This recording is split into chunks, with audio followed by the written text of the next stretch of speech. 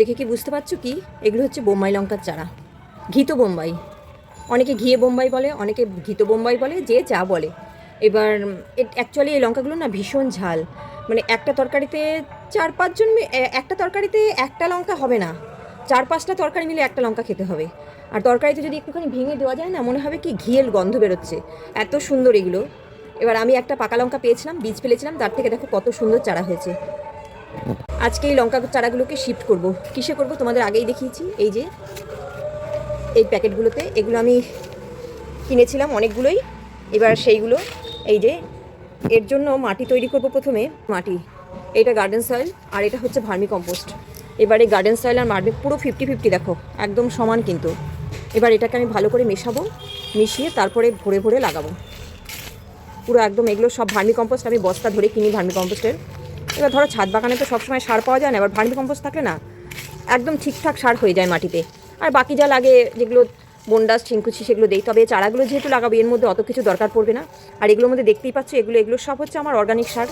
ডিমের খোসা এগুলো সব ভেঙে চুড়ে দিয়ে রাখি। সেইগুলো সবজির খোসা দিয়ে লাগাই, সবজির খোসা পচে গিয়ে সার হয়ে যায়। মানে আমার মাটিতে, ছাদ বাগানের মাটিতে না এমনিই সার থাকে। এবার এগুলোকে ভরে নিই সব। এবার এই মাটিগুলো এই প্যাকেটগুলোতে ভরবো, ভরে নিয়ে লাগাবো। দেখো ভরা তো তোমাদের সাথে শেয়ার করতে পারছি না, এক হাতে ক্যামেরা ধরে তো সম্ভব হয় না। আমি ভরে নিয়ে পরে তোমাদের সাথে শেয়ার করছি কী করে লাগাচ্ছি।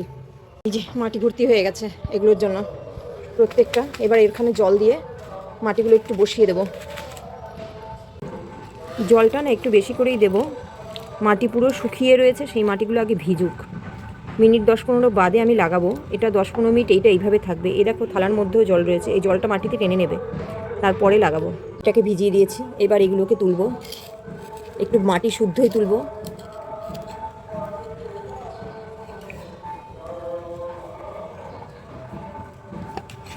এই দেখো কতখানি মাটি শুদ্ধ তুলেছে।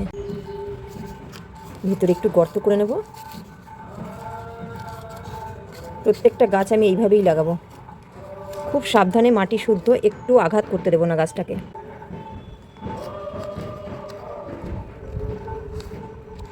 এতে কী হবে, গাছটা একটু ঢলবে না।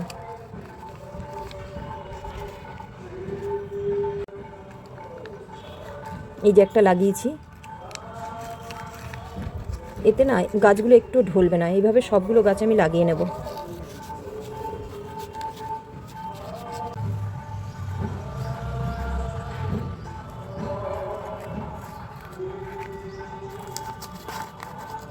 সবগুলো লাগিয়ে দিয়েছি। এইবার কি করব, উপর থেকে এই অল্প অল্প করে মাটি দিয়ে দেবো, যেটুকুনি ফাঁকা আছে সেইটুকুকে।